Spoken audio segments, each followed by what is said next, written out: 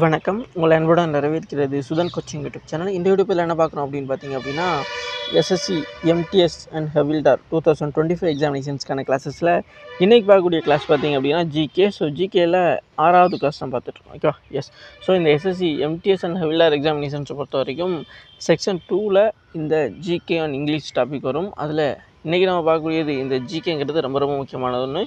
ஏன்னா கட் ஆஃபில் ரொம்பவுமே ஒரு முக்கியமான ரோல் அப் பண்ணக்கூடியது இந்த ஜிகே தான். ஓகேவா? எஸ். ஸோ உங்களால் நிறைய ப்ரீவியஸ் இயர் கொஸ்டின்ஸையும் எப்படி அப்ரோச் பண்ணணும், எந்த மாதிரி கொஸ்டின்ஸ்லாம் இங்கே இருந்தெல்லாம் கேட்குறாங்க அப்படிங்கிறத தெரிஞ்சுக்கிறதுக்கு நீங்கள் ப்ரீவியஸ் இயர் கொஸ்டின்ஸை அனலைஸ் பண்ணுறது மூலமாக தான் தெரிஞ்சிக்க முடியும். ஸோ அதுக்காக தான் இந்த பேட்டர்ன் நம்ம கிளாஸஸாகவே கொண்டு போயிட்டுருக்கோம். ஸோ இதில் இப்போ நியூவாக இருக்கக்கூடிய இந்த எடுக்குட்டி பேட்டர்னில் கேட்கப்பட்ட கொஸ்டின்ஸையும் ஆல்ரெடி ப்ரீவியஸ் இயரில் கேட்கப்பட்ட கொஸ்டின்ஸையும் மிக்ஸ்டு சீரிஸாக தான் பார்த்துட்ருக்கோம். இதில் பார்க்கக்கூடிய கொஸ்டின்ஸ் எல்லாமே ப்ரீவியஸ் இயர் கொஸ்டின்ஸ் தான். ஓகேவா? ஸோ எப்படி கேட்டிருக்காங்க அப்படிங்கிற ஒரு ஐடியா கிடைக்கும். ஸோ இதில் சொல்லப்பட்டிருக்க எக்ஸ்ட்ரா இன்ஃபர்மேஷன்ஸையும் நம்ம தெளிவாக பார்க்க போகிறோம். ஓகேவா? எஸ். ஸோ இது வரைக்கும் வீடியோக்கு புதுசாக இருந்து நீங்கள் சப்ஸ்கிரைப் பண்ணால் பார்த்துட்டு இருக்கீங்க அப்படின்னா கண்டிப்பாக கீழே இருக்க சப்ஸ்கிரைப்ங்கிற பட்டனை கிளிக் பண்ணி ஆளுங்கிற போட்டு வச்சுங்க. அப்போ தான் நம்ம டெய்லி கொடுக்கக்கூடிய கிளாஸஸ்ன்றது எக்ஸாம் அப்டேட் உங்களுக்கு நோட்டிஃபிகேஷனாக வந்து சேரும். ஸோ வாங்க வீடியோக்குள்ளே போகலாம். ஃபஸ்ட் கொஸ்டினை கொடுத்துருக்கா அப்படின்னு பார்க்கலாமா? ஃபஸ்ட் கொஸ்டின் பாருங்கள். ஃபஸ்ட்டு கொஸ்டின் பார்த்திங்க அப்படின்னா, which of the following states had benefited by the Indira Gandhi canal? Okay, அதாவது என்ன கேட்குறாங்க அப்படின்னா, இந்திரா காந்தி கால்வாயால் பின்னொரு மாநிலங்களில் எது பயனடைந்துள்ளது அப்படிங்கிற மாதிரி கேட்குறாங்க. ஓகேவா? ஸோ ஆப்ஷன் 1ல் பார்த்தீங்கன்னா உத்தரப்பிரதேஷ். ஓகே. ஸோ ஆப்ஷன் 2ல் பார்த்தீங்கன்னா குஜராத், அண்ட் ஆப்ஷன் 3ல் பார்த்தீங்கன்னா ராஜஸ்தான், ஆப்ஷன் 4ல் பார்த்தீங்கன்னா மத்திய பிரதேஷ் கொடுத்துருக்காங்க. ஸோ இதில் வந்து பார்த்திங்கன்னா இந்த இந்திரா காந்தி கேனல், அதாவது இந்திரா காந்தி கால்வாய் திட்டத்தால் வந்து எந்த மாநிலம் வந்து பயனடைந்துள்ளது அப்படின்னு பார்த்தீங்க அப்படின்னா உங்களுக்கு ஆன்சரு ராஜஸ்தான் தான். ஓகே. ஸோ ஆப்ஷன் 3ல் இருக்க ராஜஸ்தான் தான் வரும். ஸோ அந்த ராஜஸ்தான் மாநிலத்திலாம் அப்புறம் இந்த இந்திரா காந்தி கால்வாய் திட்டத்தினால தான் பயன்பெற்றிருக்கும். ஏன்னா இது வந்து இப்போ இந்திரா காந்தி கேனல் திட்டமே பார்த்திங்க அப்படின்னா பாலைவன பகுதிகளில் வந்து பார்த்தீங்கன்னா இருக்கக்கூடிய மக்களுக்கான குடிநீர் தேவை மற்றும் அவங்களுக்கான தண்ணீர் தேவை வந்து பார்த்தீங்கன்னா விவசாயம் இது மாதிரியான இதுகளுக்கு தண்ணி தேவையை போக்குறதுக்காக தான் அப்புறம் இந்த ஒரு திட்டம் வந்து கொண்டு வந்திருப்பாங்க. ஸோ இந்த திட்டத்தை பற்றி நம்ம இன்னமும் தெளிவாக பார்க்கணும் அப்படின்னு பார்த்திங்க அப்படின்னா இந்த ஸ்கீம் பார்த்திங்கன்னா இந்தியாவில் இந்த இடத்துல இருந்து இங்கே இருக்கும். ஓகே. ஸோ எது டு எது வரைக்கும் இதுதான் இப்போ நான் அண்டர்லைன் பண்ணி போட்டிருக்கேன். இது எல்லாமே வந்து பார்த்திங்க அப்படின்னா உங்களுக்கு இதுதான் இந்திரா காந்தி கேனல்னு சொல்லப்பட்டது. அதாவது இதுனா இங்கே இருக்குல்ல, இந்த அண்டர்லைன் பண்ணப்பட்டிருக்கல இதுதான். ஓகேவா? புரியும்னு நினைக்கிறேன். ஸோ அது ரொம்ப ரொம்ப முக்கியமான ஒன்று. இங்கே போட்டிருக்கான் பாரு, இந்த சேனல் ஃபுல்லாகவே வந்து போகிறேன் இந்திரா காந்தி இதுதான். ஓகேவா? எஸ். ஸோ பர்டிகுலராக இது எந்த இடத்துல வருதுன்னு பார்த்திங்க அப்படின்னா ராஜஸ்தான் பகுதியில் தான் வருது. ஓகேவா? ஸோ ராஜஸ்தானில் பாலைவன பகுதி, 2 பக்கமே பாலைவன பகுதி, அது இல்லை வந்து பார்த்தீங்கன்னா குறுக்கே வரக்கூடியதாக வந்து இது இருக்குது. ஓகேவா? புரியும்னு நினைக்கிறேன். இதில் இடையில் வரக்கூடிய இந்த வாட்டர் பாடிஸ் எல்லாத்தையுமே குளம், குட்டை இந்த மாதிரி பகுதியெலாம் இருக்குல்ல, சின்ன சின்னதாக, அது எல்லாத்தையுமே வந்து பார்த்தீங்கன்னா ஃபில் பண்ணிக்கிட்டு வரக்கூடியதாக இருக்கும். ஸோ இதனால் வந்து ராஜஸ்தான் மாநிலத்தில் முக்கியமான ஒரு நீர் ஆதாரமாக வந்து இது இருக்கக்கூடியதாக இருக்குது. ஓகேவா? ஸோ இந்த இந்திரா காந்தி கேனல் திட்டத்துக்கு வந்து பழைய நேம் என்னென்னு பார்த்திங்க அப்படின்னா ராஜஸ்தான் கேனல் தான் அர்த்தம். ஓகே. ஸோ அப்போ இதை கூட கொஸ்டின் கேட்கலாம். ஓகே. ஸோ இந்திரா காந்தி கேனலோட ஆரிஜினல் நேம் பழைய பெயர் என்ன அப்படின்னு கூட கேட்கலாம். அதோட திட்டம் அப்புறம் ராஜஸ்தான் கேனல்னு சொல்லியிருந்தாங்க. அதுக்கப்புறமா தான் அப்புறம் அதுக்கு ஒரு பெயர் ஒன்று வச்சுருக்காங்க. அதுதான் இந்த ராஜஸ்தான் கேனல் அப்படிங்கிற ஒரு திட்டம். ஓகே. புரியும் நினைக்கிறேன். Is the largest irrigations canal in India. Okay. So Indira Gandhi கால்வாய் முதலில் ராஜஸ்தான் கால்வாய் என்று பெயரிடப்பட்டது. இந்தியாவின் மிக நீளமான நீர்ப்பாசன கால்வாய் அப்படிங்கிற மாதிரி சொல்லியிருக்காங்க. ஓகே. ஸோ இது வந்து ஆர்டிஃபிஷியலாக உருவாக்கப்பட்ட ஒன்று தான். இது ராஜஸ்தானின் வறண்ட தார் பாலைவன பகுதியை பாசனம் மற்றும் குடிநீர் நோக்கங்களுக்காக தண்ணீரை வழங்குவதன் மூலம் மாற்றிய ஒரு பெரிய பொறியியல் திட்டம். நான் சொன்னேன் ஏற்கனவே, இது வந்து அந்த ராஜஸ்தான் பகுதி பாலைவன பகுதியில் வாழக்கூடிய மக்களுக்கான நீர் குடிநீராகவும், அதே போல் வந்து பார்த்திங்க அப்படின்னா அந்த பகுதியில் விவசாயம் பண்ணுறாங்களே, ஏதோ சின்ன சின்ன விவசாயம், அந்த இதுக்கான ஒரு முக்கியமான ஒரு ஆதாரமாக தான் அப்புறம் இது இருந்திருக்கு அப்படிங்கிறத சொல்கிறாங்க. அப்போ இந்த இந்திரா காந்தி சேனல் திட்டங்கிறது எந்த பாலைவன பகுதியை ஒட்டி இருக்குது அப்படின்னு பார்த்தீங்கன்னா தார் டெசர்ட். இதை கூட வந்து கேட்கலாம். ஓகே. ஸோ தார் பாலைவன பகுதியிலலாம் அப்புறம் இந்த இந்திரா காந்தி சேனல் திட்டங்கிறது அப்புறம் இம்ப்ளிமெண்ட் பண்ணப்பட்டிருக்கு அப்படிங்கிறதும் நீங்கள் தெளிவாக தெரிஞ்சுக்கணும். ஏன் இதை கூட வந்து கொஸ்டின் 2-3 விதமாக கேட்கலாம். எப்படின்னு பார்த்தீங்கன்னா இந்திரா காந்தி கேனல் திட்டத்தோட பழைய நேம் என்ன அப்படிங்கிற மாதிரி கொடுக்கலாம். அப்படி பார்த்தீங்கன்னா ராஜஸ்தான் கேனல்னு சொல்லப்படக்கூடியது, அதாவது ராஜஸ்தான் கால்வாய் அப்படிங்கிறது தான். அதே இது வந்து சொன்னால் இதுதான் வந்து மிக நீளமான இந்தியாவின் மிக நீளமான நீர்ப்பாசன கால்வாய் எதுன்னு கேட்டாலுமே இதை தான் நீங்கள் சொல்லணும். இதுதான் இந்திரா காந்தி கேனல் திட்டம், அதாவது ராஜஸ்தான் கேனல்ங்கிறது. இது வந்து பார்த்திங்கன்னா எந்த பாலைவன பகுதிகளில் வந்து அமைஞ்சிருக்கு, அதாவது எந்த மாநிலத்தில் அப்படின்னு பார்க்கும்போது ராஜஸ்தான் மாநிலத்தில் தார் பாலைவனத்தை ஒட்டிய பகுதிகளில் வந்து இது அமைஞ்சிருக்கு அப்படிங்கிறத தெரிஞ்சுக்கணும். ஓகே. புரிஞ்சுருக்குன்னு நினைக்கிறேன். ஸோ இதில் நம்ம பார்த்தோம், இதோட எக்ஸ்ட்ரா இன்ஃபர்மேஷன்ஸும் பார்த்துருக்கோம். ஸோ தெரியாததை நோட் பண்ணிக்கிறங்க, இல்லை ஏற்கனவே தெரியும் அப்படின்னா ஜஸ்ட் ரிமெம்பர் பண்ணிக்கிறங்க, யூஸ்ஃபுல்லாக இருக்கும். ஓகே. ஸோ நெக்ஸ்ட்டு பார்க்கலாமா?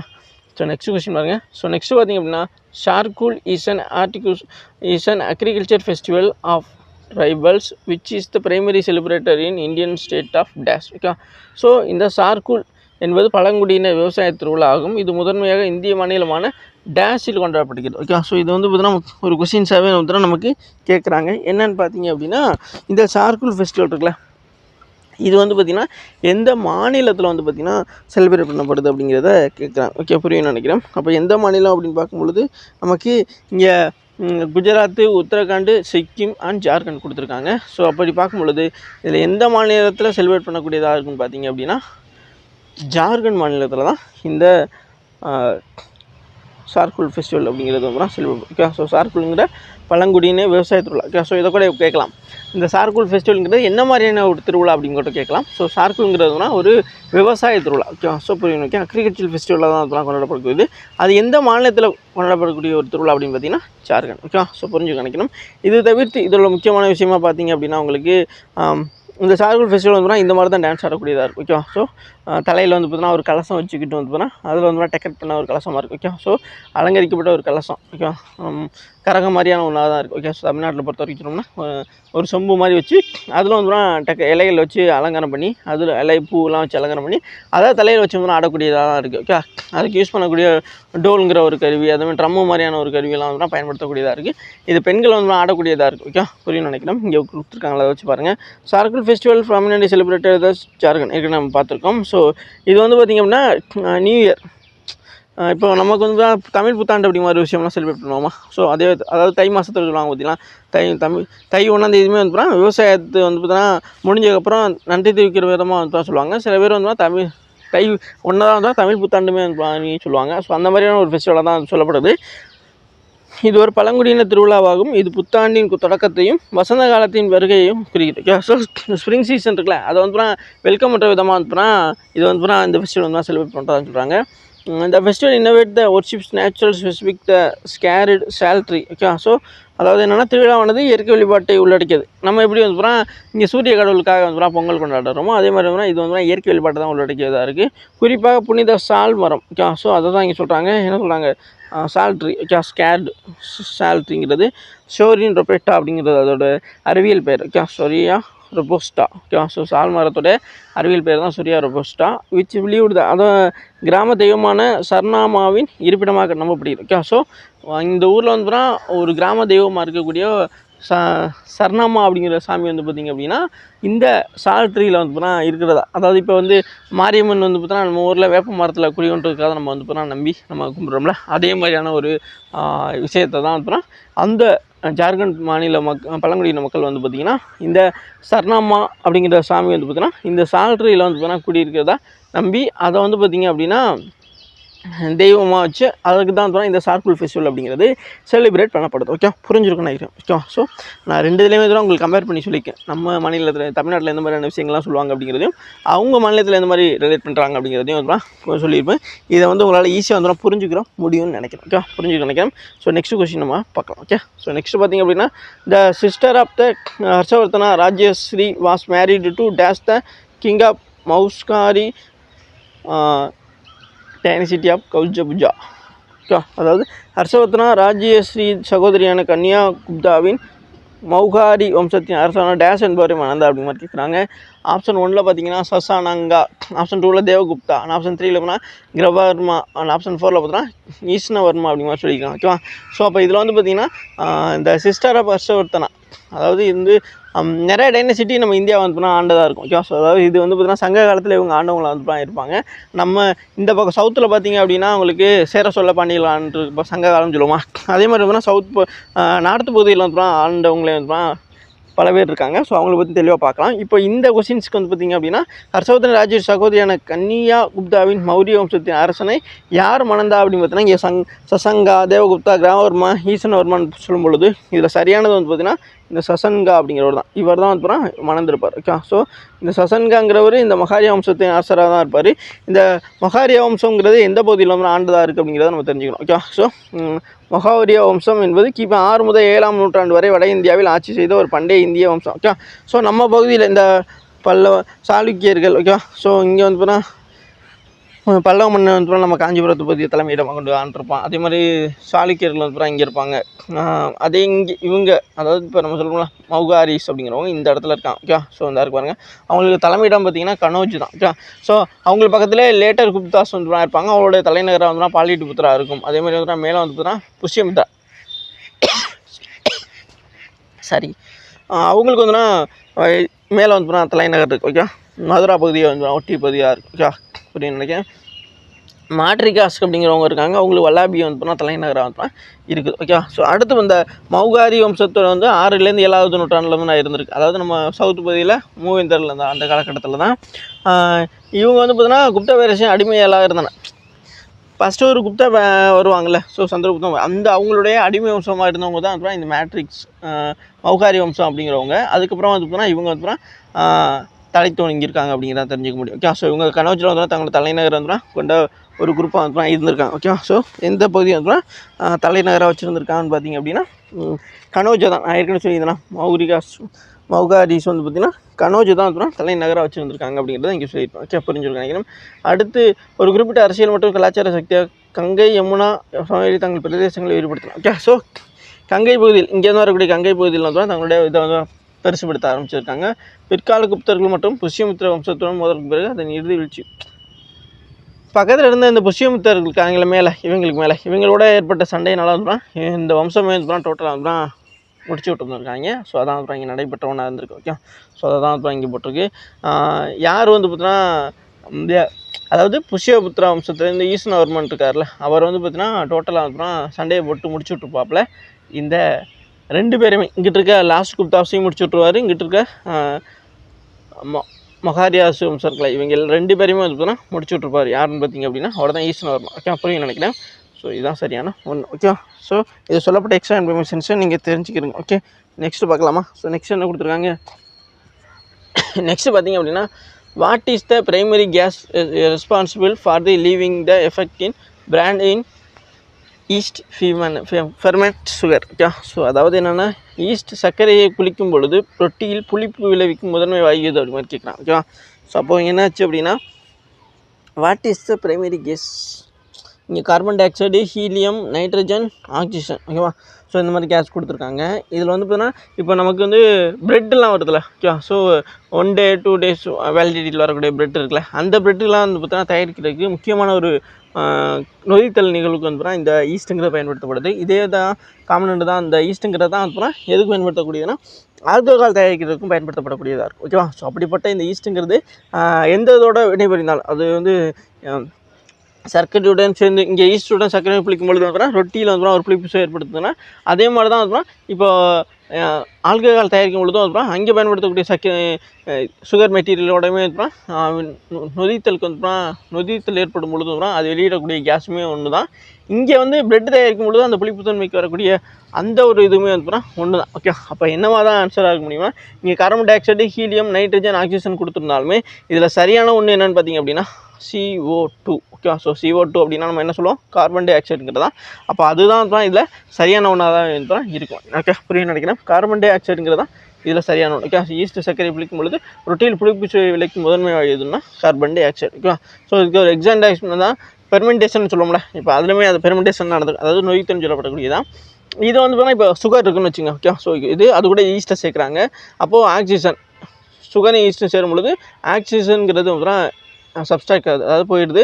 மிச்சம் நமக்கு என்ன சொல்யூஷனை கிடைக்குதுன்னா carbon di oxide plus alcohol. Okay, புரிய நினைக்கிறேன். ஆல்கஹாலும் இது வந்து ஆல்கஹாலுக்கு சொன்னேன். இப்போ வந்து பார்த்தீங்கன்னா இதே இந்த இடத்துல வந்து பார்த்தீங்கன்னா அப்படின்னா ஆல்கஹால் இது பிரெட்டு வந்து பார்த்தீங்கன்னா கிடச்சிருக்கும், நீங்கள் கூட எடுத்துக்கலாம். ஓகே, ஸோ நான் ஏற்கனவே சொன்னேன்னா இது வந்து பார்த்தீங்கன்னா எதை சேர்க்குறவங்கிட்ட பொறுத்து தான். இங்கே வந்து சுகர் மெட்டீரியல் கூட வந்து நம்ம ஈஸ்ட்டை சேர்க்கறதுனால வந்து நமக்கு ஆல்கஹால்ங்கிறது கிடைக்குது. ஓகே, அதை தான் சொல்லியிருப்பேன்.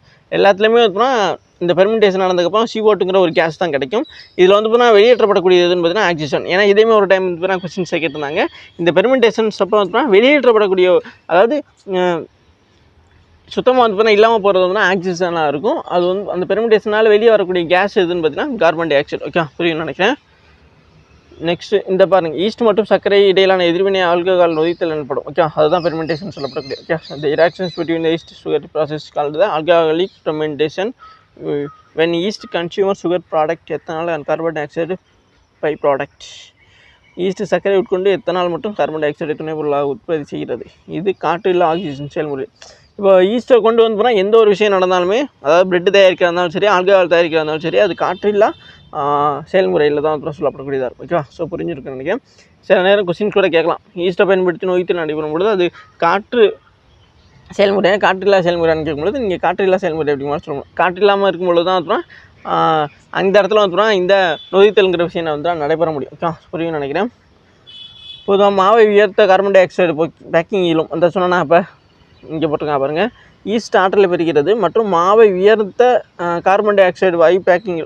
ஒரு ப்ரெட்டில் வந்து பார்த்தீங்கன்னா பெருசாக அதாவது சாஃப்டாக இருக்கிறதுக்கும் அதே மாதிரி பார்த்தீங்கன்னா புஷ்ஷுன்னு பெருசாக வருது பாருங்களேன், அந்த ஒரு இதுக்கு வந்து பார்த்தீங்கன்னா இந்த ஈஸ்ட்டு தான் காரணம். ஓகேவா? ஸோ அதனால் வினை விரியும் பொழுது அதோட வர கேஸ் தான் வந்து அது வந்து நல்லா புஷ்ஷுன்னு பெருசாக வர்ற அளவுக்கு வந்து ஆக்குது அப்படிங்கிற மாதிரி அவங்க சொல்கிறாங்க.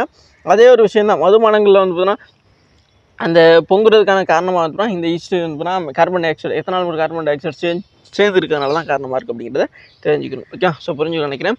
நெக்ஸ்ட் பார்க்கலாம். ஸோ நெக்ஸ்ட் என்ன கொடுத்துருக்காங்க, which of the following is not related to goal of fundamental duties of the Indian citizens. Okay, so இங்கே என்ன கேட்குறாங்கன்னா, பின்னொரு நோட்டில் இது இந்திய குடிமகனின் அடிப்படை கடமைகளில் இலக்குடன் தொடர்புடையது அல்ல அப்படின்னு கேட்குறாங்க. ஓகே, ஸோ இங்கே பார்த்தீங்க அப்படின்னா என்னென்ன கொடுத்துருக்காங்க ஆப்ஷன்ஸில் பார்த்தீங்கன்னா ஃபஸ்ட்டு ரெஸ்பெக்ட், அதாவது மரியாதை. ஆப்ஷன் 2ல் வந்து சாரிஸ் போட்டு தரேன். ஆப்ஷன் 3ல் பார்த்தீங்கன்னா கரேஜ். ஆப்ஷன் தைரியம். அண்ட் ஆப்ஷன் 4ல் பார்த்தீங்கன்னா ப்ரிசர்வ், பாதுகாத்தல் அப்படின்னு சொல்லப்படக்கூடியது. இதில் ஃபண்டமெண்டல் டியூட்டிஸில் வந்து பார்த்தீங்கன்னா வராது, நாட் எது வந்து பார்த்தீங்கன்னா சம்மந்தம் இல்லாமல் இருக்குது அப்படிங்கிறது தான் இங்கே கேட்குறான். ஓகேவா? ஸோ அப்போது இங்கே ரெஸ்பெக்ட்டு, கரேஜு, ப்ரிசர்வ். ஓகே, அப்போ இதில் வந்து பார்த்தீங்கன்னா எது வந்து பார்த்தீங்கன்னா சம்மந்தம் இல்லாமல் இருக்குது. ஓகேவா? எது வருதுன்னு பார்த்தீங்க அப்படின்னா இங்கே ஆப்ஷன் 2ல் இருக்குல்ல, இந்த போற்றுதல் கரேஜ் அப்படிங்கிறது வந்து வராதாக இருக்குது. மற்ற எல்லாமே ஒரு மரியாதை கொடுத்த தைரியம், பாதுகாத்தல், இதெல்லாமே அனுப்புகிறோம் வரக்கூடியதாக அனுப்புகிறோம் இருக்கும். ஓகே, புரியுன்னு நினைக்கிறேன். ஸோ இப்போ ஃபண்டமெண்டல் டியூட்டிஸை பற்றி நம்ம தெளிவாக பார்த்துக்கணும். ஓகே, ஃபண்டமெண்டல் டியூட்டிஸ் பார்த்திங்க அப்படின்னா ரொம்ப ரொம்ப முக்கியமான ஒன்றா இருக்கும். ஓகே, இங்கே பார்த்தீங்கன்னா அதோட ஷார்ட் ஃபார்மாக இருக்கும். மொத்தம் வந்து போனால் இந்த ஃபண்டமெண்டல் டியூட்டிஸ் வந்து ஆர்டிகல் 51(a) வந்து சொல்லப்படக்கூடியதாக இருக்குது. இதில் வந்து 11 இது வந்து இருக்குது இப்போதைக்கு கரண்டில். ஸ்டார்டிங்கில் வந்து 10 வந்து இருந்திருக்கும். ஸோ 1976 வந்து பார்த்திங்க அப்படின்னா சட்டத்திருத்தத்தில் வந்து இது வந்து பார்த்திங்கன்னா உங்களுக்கு 10ஓட +1 பண்ணி 11 வந்து ஆட் பண்ணியிருப்பாங்க. ஓகே, ஆரிஜினலி 10 இருக்கும், அது கூட 1 வந்து ஆட் பண்ணி டோட்டலாக 11 இருக்கும். ஸோ இதில் வந்து போனால் 6 to 11 வரைக்கும் இருக்காங்களா, அவங்களுக்கு 14 வரைக்கும் உள்ளவங்களை வந்து கல்வி கொடுக்குறது அந்த ஒரு விஷயம் வந்து ஆட் பண்ணியிருப்பாங்க. ஓகே, புரியும் நினைக்கிறேன். இப்போது இதில் வந்துட்டு என்னென்ன விஷயம்லாம் சொல்கிறாங்க, it shall be to teach every citizens. Okay, ஒவ்வொரு சிட்டிசனுக்கும் தேவையான விஷயம் என்னென்ன அப்படிங்கிறத பார்த்துங்க. To abide by the constitution affected.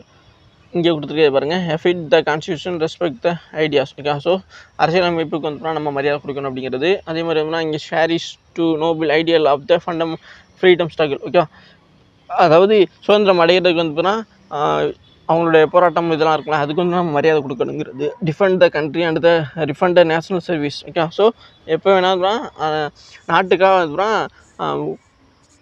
தங்களுடைய இதை வந்து போகிறோம் நாட்டை பாதுகாக்கிறதுக்காக வந்து உங்களுடைய சர்வீஸை கொடுக்கறதுக்கு எப்போ வேணாலும் நீங்கள் தயாராக இருக்கணும் அப்படி சொல்லப்படக்கூடியது. Promote the harmony and the spiritual and common brotherhood. Okay, so எல்லாரோடையுமே சகோதரத்துவத்துடன் இருக்கக்கூடியது அப்படின்னு சொல்லப்படக்கூடியது. அதேமாதிரி preserve the rich heritage and the composite culture. Okay, so நம்மளுடைய பாரம்பரியத்தையும் அதையும் வந்து பாதுகாக்கக்கூடியதாக தான் இருக்கணும். அதே மாதிரி ப்ரொடெக்ட் த நேச்சுரல் என்வரான்மெண்ட், அதாவது இயற்கையாக உள்ள காடுகள், மலைகள் இதெல்லாம் வந்து பாதுகாக்கக்கூடிய தன்மையாக தான் இருக்கணும். அதே மாதிரி develop the scientific temper and spirits of inquiry. Okay, so நம்மளுடைய நம்மளோட கண்டுபிடிப்பு, அதாவது நாட்டுடைய முக்கியமான அறிவியல் கண்டுபிடிப்பு இதெல்லாம் வந்து பார்த்தீங்கன்னா மரியாதை செலுத்தும் விதமாக தான் இருக்கணுமே தவிர அதுக்கு எதாக இருக்கக்கூடாது. அதுமாதிரி safe card the public property, அதாவது இப்போ வந்து பார்த்தீங்கன்னா கவர்மெண்ட்டோட அரசு சொத்து, அதேமாதிரி அரசு பில்டிங்லாம் இருக்கும்ல, கவர்மெண்ட் பில்டிங்ஸு, அரசு கட்டிடங்கள், அதேமாதிரி முக்கியமான புராதன சின்னங்கள் இதெல்லாம் வந்து பார்த்தீங்கன்னா நம்ம பாதுகாக்கணும் அப்படிங்கிறது தான் முக்கியமான ஒன்று. Strive excellence all sphere of life. Okay, so அது எல்லாமே வந்து பார்த்தா இந்த ஃபண்டமெண்டல் டியூட்டிஸில் வரக்கூடியதாக வந்து இருக்குது. ஸோ இதெல்லாமே வந்து முக்கியமான ஒன்று. ஓகே, ஸோ அதான் வந்து அந்த 11 இதுவும் வந்து சொல்லப்படக்கூடியதாக இருக்குது. ஓகே, ஸோ புரிஞ்சு நினைக்கிறேன். ஸோ நெக்ஸ்ட் பார்க்கலாம். ஸோ நெக்ஸ்ட் என்ன கொடுத்துருக்காங்க, who among the following the signed a fact with Lord Irwin on the March 5, 1931. Okay, so March 5, 1931 அன்று லார்ட் ராவினுடன் ஒரு ஒப்பந்தத்தில் கையெழுத்திட்டவர் யார் அப்படின்னு கேட்குறாங்க.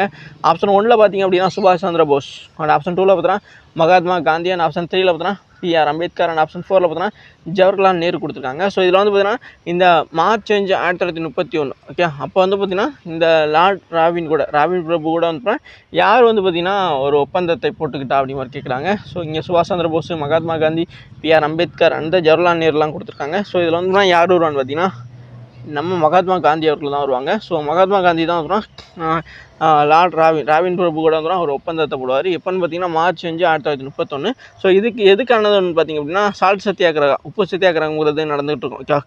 அதுக்கு அதை வந்து அந்த உப்பு எடுக்கிறதுக்கான தடை போட்டதுனால தான் அந்த உப்பு சத்தியாகிரகமே வந்து நடைபெறும் 1930. ஸோ அந்த ஒரு விஷயத்தை வந்து தடை அந்த இதுலேருந்து வந்து உப்பு எடுக்கிற வரி போட்டாங்களே அதை வந்து பார்த்தீங்கன்னா தடை பண்ணுறதுக்கு வந்து இந்த ஒப்பந்தத்தில் பேசியிருப்பாங்க. இன்னும் நிறைய விஷயங்கள் பண்ணியிருப்பாங்க. இந்த மகாத்மா காந்தி அவர்களுக்கும் லார்ட் ராபின் அவர்களுக்கும் வந்து பார்த்தீங்கன்னா ஒப்பந்தம் நடைபெறும். அது மார்ச் 5 1931 நடைபெறும். ஸோ இந்த 1931 காலகட்டத்தில் வந்து இரண்டாம் வட்ட விஷயம் மாநாடுமே நடைபெற்று வந்திருக்கும். ஸோ புரிஞ்சுக்க நினைக்கிறேன். இப்போ இதை பற்றி முக்கியமாக பார்க்கும்பொழுது Gandhi Irwin pact 1931 March 5 okay. So இது வந்து 3 பாயிண்ட் வந்து முக்கியமான ஒன்று பார்த்திங்க அப்படின்னா suspension of civil disobedience movement okay. So ஒத்துழையாமை இயக்கம் வந்து இருந்திருக்கும்ல அதை வந்து பார்த்தீங்கன்னா நிறுத்தி வைக்கிறதுக்காகவும் ஓகேவா. அதே மாதிரி வந்து சால்ட்டு டேக்ஸ் வந்து அப்பலைஸ்டு, அதாவது ஏற்கனவே சொல்லிப்போனா உப்புக்கு எடுக்கிறதுக்கு வரி விதித்ததுனால தான் அதுதான் இந்த உப்பு சத்தியாகிரகமே வந்து நடைபெறும். ஸோ அந்த உப்பு டேக்ஸை வந்து இவங்க வந்து தடை பண்ணியிருப்பாங்க, தூக்கியிருப்பாங்க. அதுக்காக வந்து இந்த ஒப்பந்தம் போடப்படும். அதேமாதிரி தேஜ் பகதூர் சப்ரு ஆக்டட் அஸ் த மியாண்டரின் காந்தி ராவின் ஃபேக்டர் ஓகே. ஸோ இந்த காந்தி ராவின் ஃபேக்டர் வந்து மீடியேட்டரா, அதாவது 2 பேருக்கும் இது பண்ணுவாங்கல்ல, சமரசம் பண்ணக்கூடியவராக தான் யார் இருந்துப்பான்னு பார்த்தீங்கன்னா தேஜ் பகதூர் சப்ரு ஓகே. ஸோ அதேமாதிரி தெரிஞ்சுக்கிறேங்க, ஏன்னா அப்படி கூட வந்து கொஸ்டின்ஸ் கேட்கலாம் ஓகே. காந்தி ராவின் ஃபேக்ட் இன்னும் கொஞ்சம் டெப்த்தாக உள்ளே போய் கேட்கும்பொழுதுனா காந்தி ராவின் ஃபேக்ட் வந்து யார் வந்து மீடியேட்டராக இருந்தாங்க அப்படின்னு இருக்கும்போது தேஜ் பகதூர் சப்ரு அப்படிங்கிறது தான் சரியான ஒன்று ஓகே. புரிஞ்சுக்க நினைக்கிறேன். நெக்ஸ்ட் கொஸ்டின் பார்க்கலாம். ஸோ நெக்ஸ்ட் பார்த்தீங்கன்னா who was the registrar general and census commissioner of the India for the 2011 Indian census okay. So 2011 இந்திய மக்கள் தொகை கணக்கெடுப்பிற்கான இந்திய பதிவாளர் மற்றும் இந்திய மக்கள் தொகை கணக்கெடுப்பு ஆணையர் யார் அப்படி மாதிரி கேட்டிருக்காங்க ஓகே. இங்கே ஆப்ஷன் 1ல் பார்த்தீங்க அப்படின்னா உங்களுக்கு என்ன கொடுத்துருக்காங்க, தேவேந்திர குமார் சிக்ரி. ஆப்ஷன் 2ல் வந்து ஜெயக்குமார் பத்யா. அண்ட் ஆப்ஷன் 3ல் பார்த்தீங்கன்னா விவேக் ஜோஷியா. அண்டு தான் ஆப்ஷன் 4ல் பார்த்தீங்கன்னா டாக்டர் சி சந்திரமௌலி அப்படி மாதிரி கொடுத்துருக்காங்களா.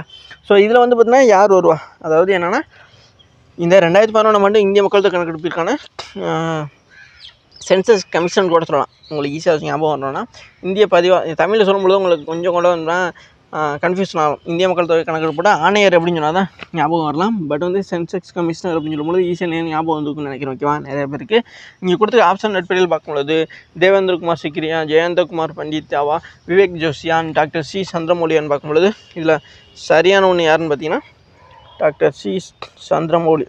ஸோ இவர் தான் வந்து இந்த 2011 இந்திய மக்கள் தொகை கணக்கெடுப்பிற்கான இதுவாக இருப்பார். யாருன்னு பார்த்தீங்கன்னா கமிஷனராக வந்து இவர் வந்து இருந்திருப்பார் ஓகே.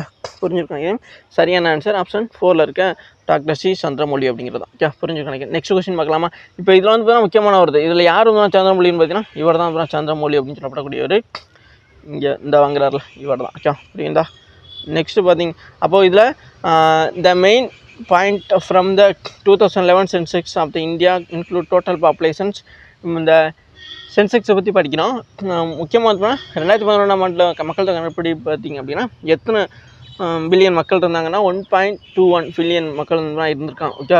இப்போ எவ்வளோ 2001 மக்கள் தொகை கணக்கெடுப்புலேருந்து எவ்வளோ சதவீதம் பேர் இன்க்ரீஸ் ஆகிருக்கான்னு பார்த்தீங்கன்னா 17.1% தான் இன்க்ரீஸ் ஆகிருக்காங்க. ஸோ லிட்ரேட் ரேட்டு பார்த்திங்க அப்படின்னா 74.04% தான் ஒட்டுமொத்தம் இருந்திருக்கு இந்தியாவுடைய கல்வியறிவு பெற்றோருடைய சதவீதமாக.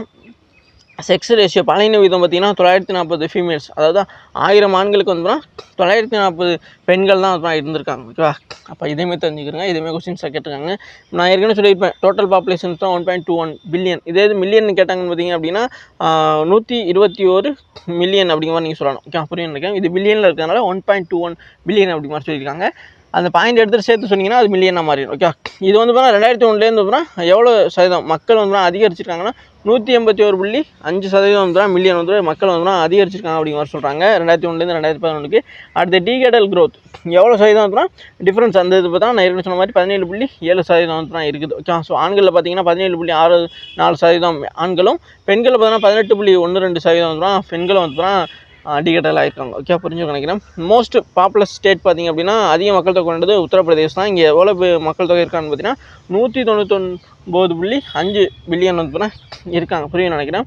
அப்போது அடுத்து மோஸ்ட் பாப்புலஸ் யூனியன் டெரிட்டரி பார்த்திங்க அப்படின்னா அதாவது அதிக மக்கள் தொகை கொண்ட யூனியன் பிரதேசமாக வந்து லட்சத்தீவு வந்து இருக்குது. ஓகே, அடுத்து மோஸ்ட் பாப்புலேஷன் டென்சிட்டி பார்த்திங்கன்னா 382 பீப்புள் பெர் ஸ்கொயர். ஒரு சதுர கிலோமீட்டருக்கு வந்து 382 பேர் வந்து ஆவரேஜாக இந்தியாவில் வந்து பாப்புலேஷன் மக்கள் அடர்த்தியாக வந்து இருக்கக்கூடியதாக இருக்குது. ரூரல் விச்சஸ் அர்பன் அதாவது கிராமம் மற்றும் நகர்ப்புற பகுதியில் பார்க்கும்பொழுது வந்து உங்களுக்கு 833.5 மில்லியன் பீப்புள் வந்து ரூரல் ஏரியாஸில் இருக்காங்க. 68.84%. அதே வந்து 377.1% மில்லியன் பீப்புள் வந்து பார்த்திங்கன்னா அர்பன் பகுதியில் அதாவது சதவீதமாக சொல்லும்பொழுது 31.2% இருக்குது. ஓகே, புரிஞ்சு நினைக்கிறேன். இப்போ ரிலீஜியஸ் காம்போசிஷன் பார்த்திங்க அப்படின்னா இங்கே வந்து ஹிந்து பாப்புலேஷன்ஸ் பார்த்திங்கன்னா 79.8%. அதனால தான் இவங்க வந்து மெஜாரிட்டின்னு சொல்கிறாங்க. அதே மாதிரி அடுத்து முஸ்லீம் பாப்புலேஷன் பார்த்திங்கன்னா 14 ரெண்டாவதுல இதேமே கேட்டிருக்காங்க எஸ்எஸ்சி எம்டிஎஸ் எக்ஸாமினேஷன்ஸில் யார் ஃபஸ்ட்டு 2வது 3 அப்படிங்கிற மாதிரி ஆர்டர் பண்ண சொல்லி. ஸோ ஹிந்து பாப்புலேஷன் எப்போ ஃபஸ்ட்டு இந்த 3 வச்சோம்னா ஆர்டர் பண்ண சொல்லியிருந்தாங்க ஒரு எக்ஸாமினேஷன்ஸில் 2023-24 தெரியல. ஓகேவா? எஸ். ஸோ இதில் வந்துன்னா முஸ்லீம்ஸ் பார்த்திங்கன்னா ஃபஸ்ட்டு வருவாங்க. ஓகே, ஸோ மிக குறைந்ததில். அடுத்து 2வதுல வந்து கிறிஸ்டின்ஸ் வர்றாங்க. ஓகே, அடுத்து வந்து சிக்ஸ் வந்து 3வது, அடுத்த புத்திஸ்ட் வந்து 4வது, அந்த ஜெயின் வந்து பாப்புலேஷன் 4வது வந்து வருது. ஓகே, ஸோ புரியும் நினைக்கிறேன். முஸ்லீம் பாப்புலேஷன்ஸ் வந்து 14.2% வந்து இருக்காங்க. ஓகே, அதே மாதிரி வந்து கிறிஸ்டின் பாப்புலேஷன் 2.3%. சிக்ஸ் பாப்புலேஷன்ஸ் வந்து சீக்கியரில் வந்து 1.7%, புத்திஸ்ட் வந்து 0.7%, அதே மாதிரி ஜெயின் பாப்புலேஷன்ஸ் வந்து 0.4% வந்து இருக்காங்க அப்படிங்கிறத தெரிஞ்சுக்கிறேங்க. கண்டிப்பாக இதில் சொல்லப்பட்ட விஷயத்தில் தெரியல அப்படியே நோட் பண்ணி வச்சுக்கோங்க. கண்டிப்பாக இது வந்து நிறைய கொஸ்டின்ஸ் கேட்டுக்கிட்டே இருக்காங்க. கண்டிப்பாக எல்லா ஷிஃப்ட்லையுமே இந்த சென்செக்ஸ் வச்ச கொஸ்டின்ஸ் தான் வரும் அப்படிங்கிறத நம்ம கண்டினியூஸாக சொல்லிட்டு வரோம். கண்டிப்பாக எல்லா எக்ஸாமினேஷன்ஸும் அது இருக்கும். ஓகே, ஸோ நெக்ஸ்ட் பார்க்கலாமா? ஸோ நெக்ஸ்ட் பாருங்கள். நெக்ஸ்ட் என்ன கொடுத்துருக்காங்க? நெக்ஸ்ட் பார்த்தீங்கன்னா my country my life is the autobiography யாருன்னு கேட்குறான். அதாவது மை கண்ட்ரி மை லைஃப் அப்படிங்கிற புக்கு வந்து பார்த்தீங்கன்னா யாருடைய சுயசரிதை நூல் அப்படிங்கிற மாதிரி கேட்குறாங்க. ஓகேவா? அப்போ பார்க்கும்பொழுது இங்கே மன்மோகன் சிங், ஆப்ஷன் 2ல் வந்து எல்கே லால் கிருஷ்ணா அத்வானி, இதை தான் வந்து எல்கே அத்வானி சொல்கிறாங்க. அண்ட் ஆப்ஷன் 3ல் வந்து நட்வார் சிங், ஓகேவா, குன்வர் சிங் இருக்காங்க, நட்வார் சிங். அண்ட் ஆப்ஷன் 4ல் வந்து குஷ்வந்த் சிங் அப்படிங்கிற மாதிரி சொல்கிறாங்க. ஓகே, ஸோ அப்போது இதில் வந்து பார்த்தீங்கன்னா யார் வருவா? இந்த மை கண்ட்ரி மை லைஃப் அப்படிங்கிற ஆட்டோபயோகிராஃபி நூல் வந்துன்னா யாருடையது அப்படின்னு பார்க்கும்பொழுது இங்கே ஆப்ஷன் 2ல் இருக்க லால் கிருஷ்ணா அத்வானி, அதாவது எல்கே அத்வானி. ஓகே, ஸோ எல்கே அத்வானி அப்படிங்கிறதான் இந்த லால் கிருஷ்ணாவுடைய ஷார்ட் ஃபார்ம் சொல்லப்படுறது. லால் கிருஷ்ணா அத்வானிங்கிறது தான் ஆட்டோபயோகிராஃபி நூல் தான் இந்த மை கண்ட்ரி மை லைஃப் அப்படிங்கிறது தெரிஞ்சுக்கணும். ஓகே, நெக்ஸ்ட் பார்க்கலாமா? ஸோ நெக்ஸ்ட் என்ன கொடுத்துருக்காங்க? இந்த எல்கே அத்வானி அப்படின்னு சொல்லப்படக்கூடியவங்க இவங்க தான். ஓகேவா? ஸோ இவங்க வந்து பார்த்தா இந்த புக்கை வந்து பார்த்தா 2008ஆம் ஆண்டில் வந்து பார்த்தா ரிலீஸ் பண்ணியிருப்பாங்க. எல்கே அத்வானி அப்படிங்கிறது தான் டெப்டி பிரைம் மினிஸ்டராக வந்து இருந்தவர். ஓகேவா? ஸோ ஏற்கனவே டெப்டி பிரைம் மினிஸ்டராக இருந்திருப்பார் 1998 அண்ட் 1999 அந்த காலகட்டத்தில் வந்து இருந்திருப்பார். டெப்டி பிரைம் மினிஸ்டராக வந்து இருந்திருப்பார்.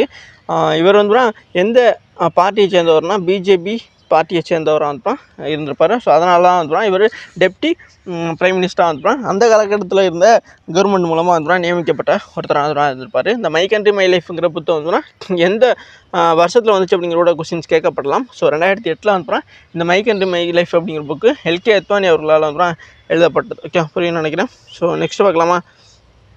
ஸோ நெக்ஸ்ட் என்ன கொடுத்துருக்காங்க? ஸோ நெக்ஸ்ட் பார்த்திங்க அப்படின்னா in which of the following system was the change of collecting the revenue and the paying it to the company given to village headman rather the zamindar. Okay, அப்போ என்ன சொல்கிறாங்க அப்படின்னா பின்வரும் எந்த அமைப்பில் ஜமீன்தாரை விட வருவாய் வசூலித்து கிராம தலைவருக்கு கொடுக்கப்பட்ட நிறுவனத்துக்கு செலுத்த வேண்டும் அப்படிங்கிற சொல்லியிருந்தான். ஓகே, ஸோ அதாவது என்ன சொல்கிறாங்க அப்படின்னா ஒருத்தர் கிராம மக்கள்கிட்ட டேக்ஸ் வசூல் பண்ணுவாங்க. ஆனால் வந்து ஜமீன்தார்கிட்ட இல்லாமல் டைரெக்டாக வந்துன்னா இப்போ பிரிட்டிஷ்காரன்ட்ட வந்து கம்பெனி இருக்குல்ல அவங்கள்ட்ட வந்து கொடுக்க வேண்டிய முறைக்கு வந்து என்ன நேம் அப்படிங்கிற மாதிரி கேட்டிருக்காங்க. ஓகே, ஒரு கிராம தலைவரை நியமித்து அவர் மூலமாக வந்து பார்த்தீங்கன்னா அந்த பிரிட்டிஷாருக்கு வந்து வசூல் பண்ண முறைக்கு வந்து என்ன பேர் அப்படி மாதிரி கேட்டிருக்காங்க. அண்ட் ஆப்ஷன் 1ல் பார்த்தீங்கன்னா ராயத் வரி, ஆப்ஷன் 2 வந்து மகள் வரி, அண்ட் ஆப்ஷன் 3 வந்து ஜமீன்தாரி, அண்ட் ஆப்ஷன் 4ல் வந்து இக்தாரி அப்படின்னு சொல்லியிருக்காங்க. இதில் வந்து பார்த்தீங்கன்னா ஜமீன்தார் மூலமாக வாங்காமல் ஒரு கிராமத்துக்கு ஒரு தலையை நியமித்து பிரிட்டிஷ்காரங்க வந்து பார்த்தீங்கன்னா தங்களுடைய வரி வந்து மக்கள்கிட்டேருந்து வந்து வாங்கி வசூல் பண்ண முறைக்கு பேர் என்ன அப்படிங்கிறது தான் கேட்டிருக்காங்க. ஓகே, அப்போ இங்கே பார்க்கும் பொழுது ராயத் வரியா, மகள் வரியா, ஜமீன்தார் வரியா, இக்தாட் வரியான்னு பார்த்தீங்கன்னா சரியானது என்னென்னு பார்த்தீங்கன்னா ஆப்ஷன் 2ல் இருக்க மாகல்வரி. ஓகே, ஸோ மக்கள்கிட்டேருந்து நேரடியாக வாங்குறது மூலனால இதை மாகல்வரி அப்படிங்கிற மாதிரி சொல்லப்பட்டிருக்கு. அப்போ ஆப்ஷன் 2ல் இருக்க தான் சரியான ஒன்று. ஓகே, ஸோ இதை பற்றி இதில் சொல்லப்படல இந்த மற்ற சிஸ்டத்தை பற்றி நம்ம தெளிவாக தெரிஞ்சுக்கணும். ஏன்னா இதுலேருந்து எதை வேணால் யூஎஸ்எல்ல கேட்கலாம். ஸோ அப்போ என்ன பார்க்கலாம் அப்படின்னு பார்த்தீங்கன்னா, இங்கே ராயத் வரி ஃபஸ்ட்டு பார்த்திங்க அப்படின்னா, இந்த ராயத்து வரி அப்படின்னு பார்த்தீங்கன்னா என்ன கொடுத்துருக்காங்க, ராயத்து system was land revenue system used to the British India where government dealt directive individual cultivator ryot revenue collection. ராயத்து வரி முறைங்கிறது பிரிட்டிஷ் இந்தியா பயன்படுத்த ஒரு நில வருவாய் முறை. இது அரசாங்க வருவாய் வசூலிப்பதற்கு தனிப்பட்ட விவசாயிகளோட ரியாட்கள் நேரடியாக கையாண்டது. ஓகே, நேரடியாக ரியாட்கள் மூலமாக விவசாயிகள் வசூலிக்கிறக்கா இந்த ரியாத் முறை பிரிவு பண்ணப்பட்டது. அதே இந்த மாகல்வரி ஸ்கீம் பார்த்திங்க அப்படின்னா, British land revenue system introduced 1822. Okay, so இந்த மாகல்வரி சிஸ்டம்ங்கிறது 1822 கொண்டு வரப்பட்டிருக்கும். இதை கொண்டு வந்து ஹால்ட் மெக்கன்சி அப்படிங்கிறவர் சொல்லப்படுவாங்க. ஓகே, புரியுதுன்னு நினைக்கிறேன். which revenue was collected from the village community mahal. Okay, so இந்த வரியை செலுத்தக்கூடிய மக்கள் மாகல்னு சொல்லப்படக்கூடிய. ஓகே, ஸோ அதனால் மக்கள் தான் மாகல்ங்கிற மாதிரி சொல்லியிருந்திருக்காங்க. ஸோ அதனால தான் இந்த மாகல் வரிங்கிற நேம் கூட வந்திருக்கும். ஸோ இதை மாகல் வரி முறை இந்த வட இந்திய பகுதியெல்லாம் கொண்டு வந்திருப்பாங்க. இதை நேரடியாக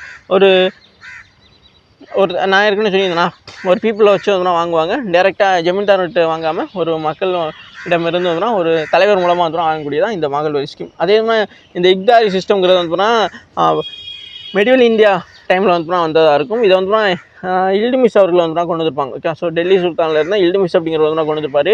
இந்த இக்தா அப்படிங்கிற நேமில் தான் இவங்க வரி வசூல் பண்ணி இருந்திருப்பாங்க. ஓகே, ஸோ புரிஞ்சுருக்கேன். எதுக்கு ரெவென்யூ, அதாவது வரி வருவாயை இந்த வரி வருவாயை வச்சு மிலிட்ரிக்கு உதவி பண்ணுறதுக்காக இந்த வரி வாங்கி வாங்கப்பட்டிருக்கும். ஓகே, இதை இன்ட்ரடியூஸ் பண்ணவர், இந்த இக்தாரி சிஸ்டத்தை இன்ட்ரடியூஸ் பண்ணவர் இல்டுமிஸ் தான். இது டெல்லி சுல்தான் காலத்தில் கொண்டு வரப்பட்டது. அதேமாதிரி தெரிஞ்சுக்கிறேங்க. அவங்க வசூல் பண்ண வரிக்கு பேர் என்ன, இக்தா. ஓகே, ஸோ இதில் எவ்வளோ விஷயங்கள் பார்த்துருக்கோம். புதுசாக இருந்துச்சு தெரியல அப்படின்னா தெரிஞ்சுக்கிறேங்க. நெக்ஸ்ட் பார்க்கலாம். ஸோ நெக்ஸ்ட் என்ன கொடுத்துருக்காங்க, Pandit Arvind Thatte belongs to which of the following gharanas. Okay, so Pandit Arvind Thatte பின்னரும் எந்த கரானாவை சேர்ந்தவர் அப்படின்னு கேட்டுருக்காங்க. ஆப்ஷன் 1ல் பார்த்தீங்கன்னா பெனாரஸ் கரானா, ஆப்ஷன் 2ல் மெய்வாட் கரானா, ஆப்ஷன் 3ல் ஆக்ரா கரானா, ஆப்ஷன் 4ல் இந்தூர் கரானா சொல்லியிருக்காங்க. ஸோ இதில் பார்த்தீங்கன்னா எது பார்த்தீங்கன்னா உங்களுக்கு இந்த பண்டிட் அரவிந்த் தட்டே அப்படிங்கிறதுலாம் குறியீடு. பொதுவாக அந்த பண்டிட் அரவிந்த் தட்டே அப்படிங்கிறதுனா ஒரு ஹார்மோனியம் பிளேயர். ஓகே, புரியும் நினைக்கிறேன். ஒரு ஹார்மோனியஸ்ட்டு தான் இந்த இவர் சொல்லப்படக்கூடியது. ஸோ ஹார்மோனியம் இசைக்கிறதுல மிகவும் புகழ்பெற்றவராக தான் இந்த பண்டிட் அரவிந்த் தட்டே அப்படின்னு சொல்லப்படக்கூடியவர். இவர் இங்கே கொடுத்துருக்க எந்த கரானாவை சேர்ந்தவர் அப்படின்னு பார்க்கும்பொழுது உங்களுக்கு ஆப்ஷன் 2ல் இருக்க மெய்வாட் கரானா. ஸோ மேவதி கரானாவை சேர்ந்தவர் தான் இந்த அரவிந்த் தட்டே அப்படின்னு சொல்லப்படக்கூடியவர். இந்த கரானா அப்படின்னான்னு பார்த்தீங்க அப்படின்னா, ஒவ்வொருத்தவங்க ஒவ்வொரு பகுதியிலேருந்து மியூசிக் கற்றுட்டு வருவாங்களா, அதுக்கான ஒரு பள்ளிக்கூடம் மாதிரி இருக்குங்களா, அந்த மாதிரியான ஒரு இடம் தான் இந்த கரானா அப்படின்னு சொல்லப்படக்கூடிய இசைப்பள்ளின்னு சொல்லுவோமா, அந்த மாதிரியான தான். அதாவது ஒவ்வொரு ரீஜனுக்கும் ஒவ்வொரு பகுதியில் புகழ்பெற்ற பள்ளியாக இருக்கும். அப்போ அந்த பகுதியில் இருக்கக்கூடிய அங்கே போய் கற்றுக்கிட்டு வருவாங்க இசை கருவிகளை. அப்போ அந்த மாதிரியான ஒன்று தான் கரானான்னு சொல்லுவாங்க. அது ஒவ்வொரு பகுதியில் ஒவ்வொரு பேரில் அழைக்கப்படக்கூடியது. அந்த மாதிரி வந்தது தான் இந்த பனாரஸ் கரானா, மெய்வாட்டி கரானா, ஆக்ரா கரானா. ஆக்ரா பகுதியில் இருந்துச்சுன்னா அது ஆக்ரா கரானா, இந்தூர் பகுதியில் இருந்துச்சுன்னா அது இந்தூர் கரானா. இந்த மாதிரி பல பேர் பகுதியில் இருக்க பேர்களே அந்த கரானா அந்த இசைப்பள்ளிக்கு வச்சுருவாங்க. ஸோ அப்படிப்பட்ட வந்து தான் இந்த கரானா அப்படிங்கிறது. ஏன்னா நிறைய பேருக்கு இந்த கரானானா என்னென்னே தெரியாமல் கேட்குறீங்க. ஸோ இதுதான் அதுக்கான மீனிங்ஸ். ஓகே, ஸோ இப்போ இந்த பண்டிட் அரவிந்த் தட்டே அப்படிங்கிறவர் தான் பண்டிட் அரவிந்த் தட்டே அப்படிங்கிறவர்.